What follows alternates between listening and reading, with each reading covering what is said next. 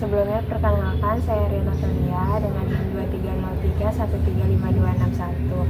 Nah, sebelumnya terima kasih kepada teman-teman yang sudah menyempatkan waktunya untuk menjadi audiensi dalam materi yang akan saya jelaskan. Sebelumnya boleh memperkenalkan diri terlebih dahulu dengan menyebutkan namanya.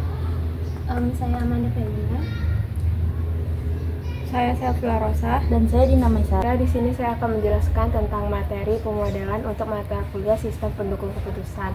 Nah, dari kata dasarnya aja itu adalah model. Sebelumnya teman-teman tahu apa itu makna dari model? Belum. Oke, jadi model itu merupakan suatu abstraksi atau gambaran dari suatu fenomena, baik bisa berupa objek maupun peristiwa, di mana untuk mewakilkan sebuah entity ini bisa berupa instansi maupun event atau peristiwa. Nah, di dalam suatu bisnis, model ini digunakan untuk menyelesaikan masalah, untuk mencari atau menemukan solusinya. Berikutnya itu adalah jenis-jenis model terbagi atas 4 kategori. Yang pertama itu adalah model fisik. Nah, model fisik ini merupakan penggambaran dari sebuah entitas, itu biasanya berbentuk 3 dimensi. Contohnya itu kayak miniatur masjid atau jembatan. Untuk model fisik ini jarang dipakai dalam proses pengambilan keputusan. Nah, ini merupakan contoh dari model fisik. Kemudian selanjutnya adalah untuk model naratif. Nah, model naratif ini merupakan penggambaran yang disampaikan dalam bentuk lisan dan juga tertulis. Nah, biasanya contohnya itu kayak informasi tertulis berupa laporan tertulis maupun yang disampaikan secara lisan. Nah, model naratif ini paling banyak digunakan karena ini akan mudah dipahami. Jadi dari contoh model naratif ini, seperti gambar use case diagram ini, di mana akan berisi alur dari aktivitas yang menggambarkan alur kerja restoran yang berisi informasi dalam bentuk tulisan. Kemudian selanjutnya yaitu ada model grafis. Nah, jadi model grafis ini adalah penggambaran entitas yang digambarkan dalam bentuk garis, kemudian simbol, dan juga bentuk yang dimana dapat mewakili suatu informasi. Nah, biasanya model grafis ini digabungkan juga dengan model naratif yang sebelumnya tadi, itu dalam bentuk teks supaya agar lebih jelas. Nah, contoh sederhana dari model grafis ini kayak penggunaan flowchart.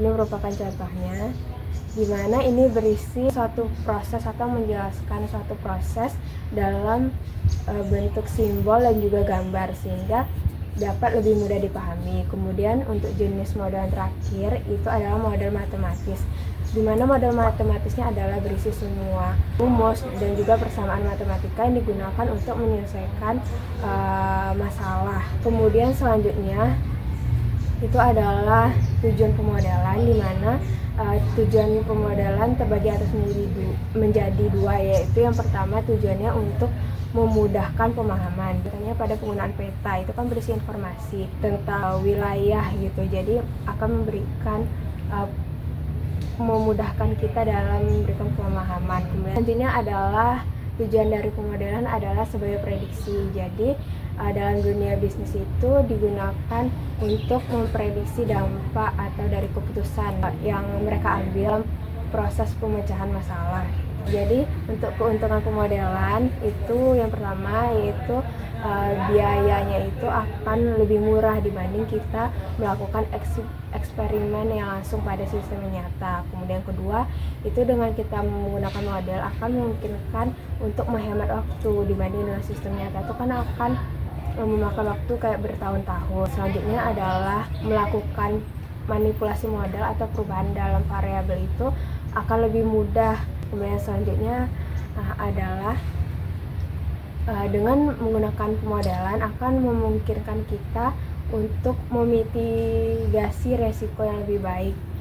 Kemudian keuntungan selanjutnya adalah karena dengan pemodelan ini akan memungkinkan analisis dari berbagai kemungkinan atau solusi alternatif yang ada. Kemudian keuntungan yang terakhir yaitu akan dengan pemodelan akan meningkatkan proses pembelajaran dan juga pelatihan.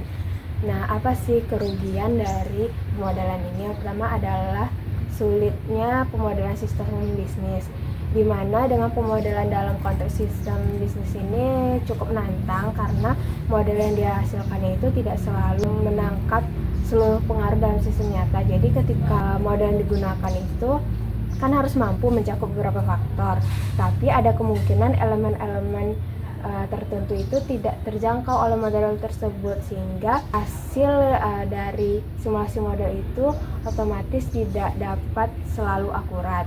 Kemudian pemodelan itu dibutuhkannya keterampilan matematis yang tinggi karena kan dengan mengembangkan model yang kompleks.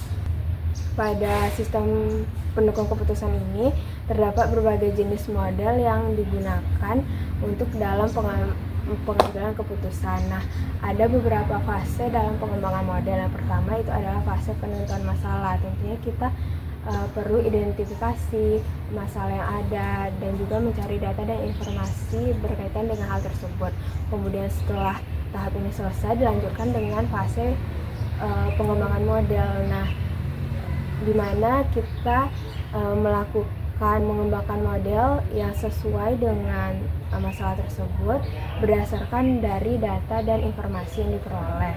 Nah, selanjutnya setelah dikembangkan, langkah terakhir adalah menggunakan model tersebut untuk pengambilan keputusan, di mana untuk mencari alternatif dan juga solusi-solusinya. Namanya sistem. Dalam sistem itu ada beberapa komponen utama, itu ada input.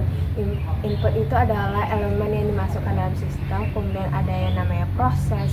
Kemudian model juga terdiri atas beberapa variabel. Yang pertama itu ada variabel keputusan, yaitu variabel yang ada di bawah kontrol pemegang atau mengambil keputusan itu. Kemudian ada variabel di luar kontrol, yaitu ada faktor-faktor yang mempengaruhi sistem tetapi tidak dapat dikendalikan oleh pengambil keputusan itu. Contohnya kayak inflasi dan juga variabel hasil. Itu adalah hasil yang diperoleh dari sistem melalui sebuah proses.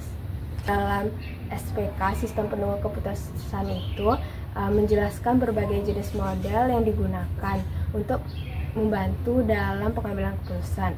Yang pertama itu adalah model optimasi, yang dimana ini digunakan untuk masalah alternatif yang jumlah kecil, dimana untuk mencari solusi terbaik dari sejumlah alternatif yang terbatas. Kemudian kedua adalah model optimasi dengan menggunakan algoritma, dimana ini mencari solusi dari banyaknya alternatif. Kemudian model selanjutnya adalah model optimasi dengan formula analitik, dimana ini digunakan untuk menyelesaikan masalah dengan bisa rumus matematika. Kemudian dilanjutkan dengan model simulasi, dan juga ada namanya model heuristik, di mana itu untuk mencari solusi melalui aturan-aturan atau rules. Contohnya itu kayak penggunaan sistem pakar, di mana di sini sistem pakarnya memberikan rekomendasi berdasarkan aturan-aturan yang telah diprogram sebelumnya. Kemudian ada namanya model prediktif, di mana ini untuk digunakan untuk memprediksi apa yang akan terjadi di masa yang akan datang. Itu ada 7 permasalahan dalam model sistem pendukung keputusan ini, yang mana terdiri dari berbagai langkah untuk mengembangkan SPK yang efektif. Yang pertama itu adalah identifikasi masalah dan juga analisis lingkungan, di mana di sini kita melakukan pengawasan terhadap data dan juga menganalisis lingkungan eksternal. Dilanjut dengan tahapan menentukan variabel-variabel yang relevan untuk model. Kemudian dengan ada forecasting, di mana di sini adalah proses untuk memperkirakan apa yang akan terjadi di masa depan berdasarkan data yang kita peroleh. Kemudian dengan dilanjutkan penggunaan beberapa model keputusan, di mana SPK ini tidak hanya mengandalkan satu model saja, namun dalam kasus tertentu dalam SPK itu bisa menggunakan beberapa model secara bersamaan. Nah, mungkin itu sekian penjelasan dari saya. Apakah teman-teman dapat pahami? Insya Allah. Sekian dari saya, dan dari penjelasan yang telah saya sampaikan tadi, apakah ada pertanyaan atau sesuatu yang kurang jelas? Boleh bertanya, kenapa di dalam dunia bisnis itu model fisik tuh jarang digunakan? Padahal kan model fisik tuh dia lebih real dan nyata gitu. Oke, langsung saya jawab saja. Jadi kenapa model fisik ini jarang digunakan atau kurang populer lah digunakan dalam proses pengembangan perusahaan? Nah, karena dalam bisnis itu kita tuh lebih butuh alat bantu untuk analisis dan juga pengambilan keputusan. Sedangkan model fisik yang telah saya sampaikan sebelumnya itu kan seperti miniatur, itu tuh memang nyata tapi jarang memberikan informasi yang relevan untuk kebutuhan bisnis tersebut gitu. Jadi model yang biasa dipakai itu ya kayak yang populer kayak model naratif atau grafis, dan matematis itu kayak lebih bisa menggambarkan data dan juga prosesnya gitu. Apakah sudah? Mau nanya nih. Nah, jadi apa tantangan terbesar dalam membangun model SPK di perusahaan? Itu gimana? Jadi tantangan utamanya itu adalah sulitnya menangkap semua faktor nyata ke dalam model, dimana kan kondisi bisnis ini sering berubah, jadi model itu harus diperbarui. Nah, selain itu butuh orang yang memiliki keterampilan teknis untuk membaca atau juga untuk membuat modelnya. Jadi bukan hanya soal modelnya, tapi juga kemampuan orang yang memakai itu menjadi bahan pertimbangan sendiri.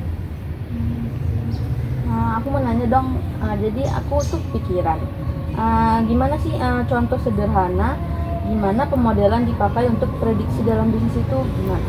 Nah, contohnya itu bisa kita gambarkan kayak misalnya ada perusahaan nih yang ingin tahu kalau harga produk itu diturunkan, apakah penjualannya itu akan naik apa enggak gitu, dengan model di mana manajer atau top level manajemennya itu akan membuat simulasi berdasarkan data penjualan sebelumnya. Nah, jadi sebelum benar-benar menurunkan harga, jadi mereka tuh udah punya gambaran lah sesuai dengan tujuan pemodelan kan untuk prediksi. Jadi mereka sudah tahu gambaran atau prediksi tentang hasilnya. Baik, sekian penyampaian materi pemodelan yang dapat saya sampaikan. Sebelumnya terima kasih kepada teman-teman yang sudah memperhatikan, dan juga mohon maaf jika dalam penyampaian masih terdapat kekurangan. Saya akhiri, wassalamualaikum warahmatullahi wabarakatuh. Waalaikumsalam warahmatullahi wabarakatuh.